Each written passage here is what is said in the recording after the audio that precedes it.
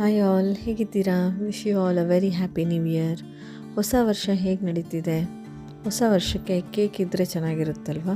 ಹಾಗಾದರೆ ಬನ್ನಿ ಇವತ್ತು ಪ್ಲಮ್ ಕೇಕ್ ಮಾಡೋಣ. ಪ್ಲಮ್ ಕೇಕ್ ಅಂದರೆ ಕಣ್ಮುಂದೆ ಬರೋದು ಡ್ರೈ ಫ್ರೂಟ್ಸ್. ಹೌದು, ತುಂಬ ಈಸಿ ರೆಸಿಪಿ. ಓವನ್ ಇದ್ದರೆ ಮಾತ್ರ ಕೇಕ್ ಮಾಡೋಕ್ಕಾಗೋದು ಅಂದ್ಕೊಳ್ಬೇಡಿ, ಯಾರು ಬೇಕಾದರೂ ಮಾಡಬಹುದು. ನಾವಿವತ್ತು ಓವನ್ ಇಲ್ದಿರ ಕುಕ್ಕರಲ್ಲಿ ಮಾಡೋಣ. ಈಗ ಡ್ರೈ ಫ್ರೂಟ್ಸ್ ಎಲ್ಲ ಕಟ್ ಮಾಡಿ ರೆಡಿ ಮಾಡ್ಕೊಳ್ತಿದ್ದೀನಿ.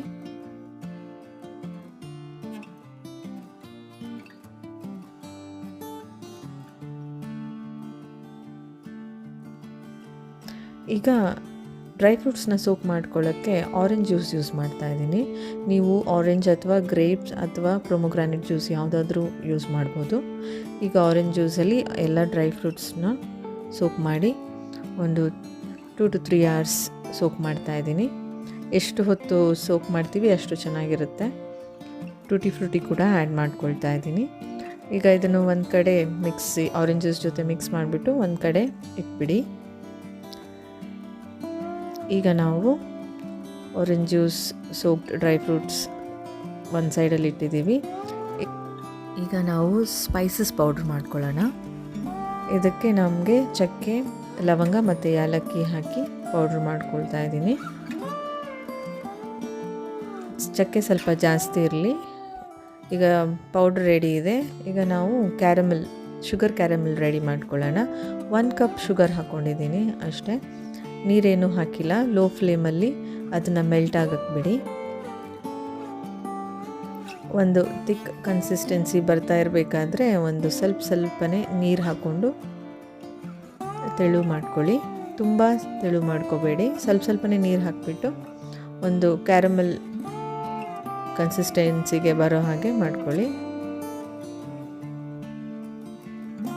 ನಾನು ಒಂದು ಫುಲ್ ಕಪ್ಪಲ್ಲಿ 1/4 ಕಪ್ ನೀರು ಹಾಕಿದ್ದೀನಿ ಅಷ್ಟೇ, ಅದು ಸ್ವಲ್ಪ. ಈಗ ಕ್ಯಾರಮೆಲ್ ಕೂಡ ರೆಡಿ ಇದೆ. ಒಂದು ಕಡೆ ಬಟರ್ ಮೆಲ್ಟ್ ಮಾಡ್ಕೊಂಡಿದ್ದೀನಿ. ಒಂದು ಅರ್ಧ ಕಪ್ಪಲ್ಲೂ ಅರ್ಧ ಬಟರ್ ಹಾಕ್ಕೊಂಡು ಅದಕ್ಕೆ ಒಂದು 1/4 ಕಪ್ಪು ಹಾಲು ಮಿಕ್ಸ್ ಮಾಡ್ಕೊಳ್ತಾ ಇದ್ದೀನಿ.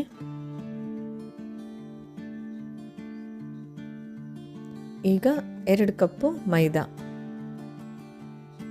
ಆಲ್ ಪರ್ಪಸ್ ಫ್ಲೋರ್ ಹಾಕ್ಕೊಳ್ತಾ ಇದ್ದೀನಿ, 2 ಕಪ್ಪು. ಇದಕ್ಕೆ ನಾವು ಪೌಡ್ರ್ ಮಾಡಿಟ್ಕೊಂಡಿರೋವಂಥ ಸಿನಮನ್ ಪೌಡ್ರ್ ಹಾಕ್ಕೊಳ್ತಾ ಇದ್ದೀನಿ. ಒಂದು 1/2 1 ಟೇಬಲ್ ಸ್ಪೂನ್ ಹಾಕ್ಕೊಳ್ಳಿ.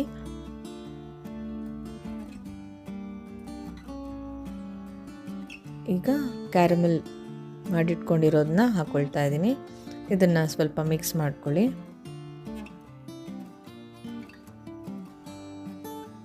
ಈಗ ನಾವು ಸೋಕ್ ಮಾಡಿಟ್ಕೊಂಡಿರುವಂಥ ಡ್ರೈ ಫ್ರೂಟ್ಸ್ನ ಹಾಕ್ಕೊಳ್ತಾ ಇದ್ದೀನಿ.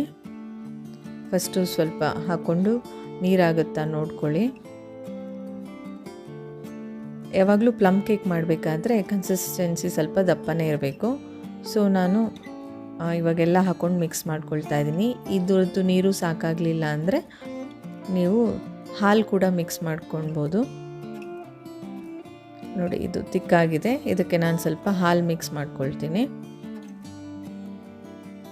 ಪ್ಲಮ್ ಕೇಕ್ ಮಾಡುವಾಗ ಸ್ವಲ್ಪ ತಿಕ್ಕಾಗೇ ಇರಬೇಕು, ಇಲ್ಲಾಂದರೆ ಡ್ರೈ ಫ್ರೂಟ್ಸ್ ಎಲ್ಲ ಕೆಳಗಡೆ ಉಳ್ಕೊಂಬಿಡುತ್ತೆ. ಹಾಗಾಗಿ ದಪ್ಪ ಆದಷ್ಟು ಒಳ್ಳೆಯದು. ಇದಾದಮೇಲೆ 1 ಟೇಬಲ್ ಸ್ಪೂನ್ ವೆನಿಲಾ ಎಸೆನ್ಸ್ ಹಾಕ್ಕೊಳ್ತಾ ಇದ್ದೀನಿ. ಇದನ್ನು ಕೂಡ ಮಿಕ್ಸ್ ಮಾಡ್ಕೊಳ್ಳಿ. ಕೇಕ್ ಮಿಕ್ಸ್ ಮಾಡೋ ಮೆಥಡು ಯಾವಾಗಲೂ ನೋಡ್ಕೊಳ್ಳಿ, ಒಂದು ರೌಂಡ್ ಸರ್ಕಲ್ ಆಗಿ ಮಾಡ್ಕೊಳ್ಳಿ.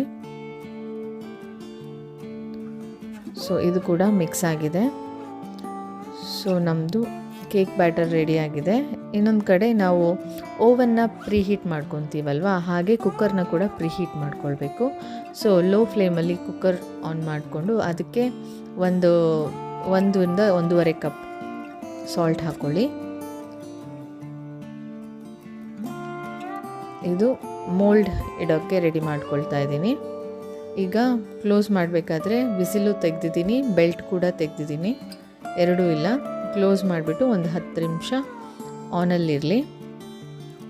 ಕುಕ್ಕರ್ ಬಿಸಿ ಆಗ್ತಾ ಇರಬೇಕಾದ್ರೆ ಮೋಲ್ಡಲ್ಲಿ ಬಟರ್ ಪೇಪರ್ನ ಕಟ್ ಮಾಡಿಬಿಟ್ಟು ಹಾಕ್ಕೊಳ್ಳಿ.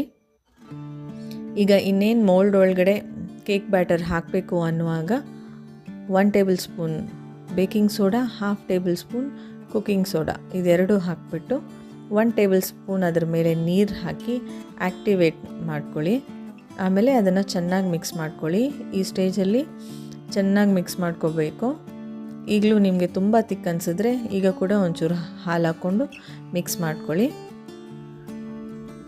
ಒಂದು ಸರಿ ಬೇಕಿಂಗ್ ಪೌಡರ್ ಮತ್ತು ಸೋಡಾ ಹಾಕಿದ ಮೇಲೆ ಅದನ್ನು ಹೆಚ್ಚೊತ್ತು ಆಚೆ ಇಟ್ಬಿಡಿ. ಇಮಿಡಿಯೇಟ್ ಆಗಿ ಬೇಕ್ ಮಾಡಿ. ಸೊ ನಂದು 10-15 ಮಿನಿಟ್ಸ್ ಆಗಿದೆ ಕುಕ್ಕರ್ ಪ್ರೀ ಹೀಟಾಗಿ. ಈಗ ಕೇಕ್ ಮೌಲ್ಡ್ನ ಕುಕ್ಕರ್ ಒಳಗೆ ಇಟ್ಬಿಟ್ಟು ಮೇಲೆ ಡ್ರೈ ಫ್ರೂಟ್ಸ್ನ ಗಾರ್ನಿಷ್ ಮಾಡಿಕೊಂಡು ಕ್ಲೋಸ್ ಮಾಡಿ. ಬೆಲ್ಟು ಹಾಕಿಲ್ಲ, ವಿಸಿಲ್ ಕೂಡ ಹಾಕ್ಕೊಂಡಿಲ್ಲ.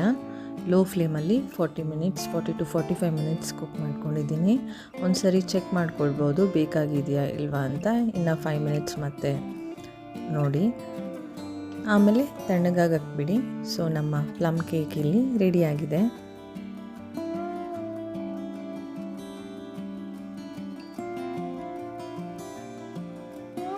ಸಾಲ್ಟ್ ಹಾಕಿರೋದ್ರಿಂದ ಬೇಕ್ ಮಾಡಬೇಕಾದ್ರೆ ಕೆಳಗೆ ಈವನ್ ಆಗಿ ಹೀಟು ಟೆಂಪ್ರೇಚರ್ ಕುಕ್ಕರ್ ಒಳಗಡೆ ಬೇಕಾಗುತ್ತೆ. ಮತ್ತು ಕೆಳಗಡೆ ಬರ್ನ್ ಆಗೋದಿಲ್ಲ. ಬಟರ್ ಪೇಪರ್ ಹಾಕಿರೋದ್ರಿಂದ ನೀಟಾಗಿ ಬರುತ್ತೆ. ಸೊ ನೋಡಿ, ನಮ್ಮ ಕೇಕ್ ರೆಡಿಯಾಗಿದೆ. ಬಟರ್ ಪೇಪರ್ ಎಷ್ಟು ನೀಟಾಗಿ ಎದ್ದು ಬರ್ತಿದೆ ನೋಡಿ, ಎಲ್ಲೂ ಒಂಚೂರು ಬರ್ನ್ ಆಗಿಲ್ಲ. ಸೊ ನಮ್ಮ soft dry fruits plum cake ರೆಡಿಯಾಗಿದೆ. ನಿಮ್ಮ ಹತ್ರ ಏನು ಡ್ರೈ ಫ್ರೂಟ್ಸ್ ಇದೆ ಅದು ಹಾಕ್ಕೊಂಡು ಮಾಡ್ಬೋದು. ತುಂಬ ಚೆನ್ನಾಗಿ ಬರುತ್ತೆ. ಈಸಿಯಾಗಿ ಮನೆಯಲ್ಲೇ ಮಾಡ್ಕೊಳ್ಬೋದು. ಮಕ್ಕಳಿಗೆ ಸ್ನ್ಯಾಕ್ಸ್ ಆಗಿ ಕೂಡ ಯೂಸ್ ಮಾಡ್ಬೋದು. ಸ್ಕೂಲಿಗೆ ಹೋಗಬೇಕಾದ್ರೆ ಏನಾದರೂ ಒಕೇಶನ್ಸಲ್ಲೇ ಮಾಡಬೇಕಂತಿಲ್ಲ, ಆರಾಮಾಗಿ ಮನೇಲಿ ಮಾಡ್ಕೊಳ್ಬೋದು. ಈ ರೆಸಿಪಿ ನಿಮ್ಗೆ ಇಷ್ಟ ಆಗಿದೆ ಅಂದ್ಕೊಂಡಿದ್ದೀನಿ. ಇಷ್ಟ ಆದರೆ ಲೈಕ್ ಮಾಡಿ, ಶೇರ್ ಕೂಡ ಮಾಡಿ, ಸಬ್ಸ್ಕ್ರೈಬ್ ಮಾಡಿ. Thank you.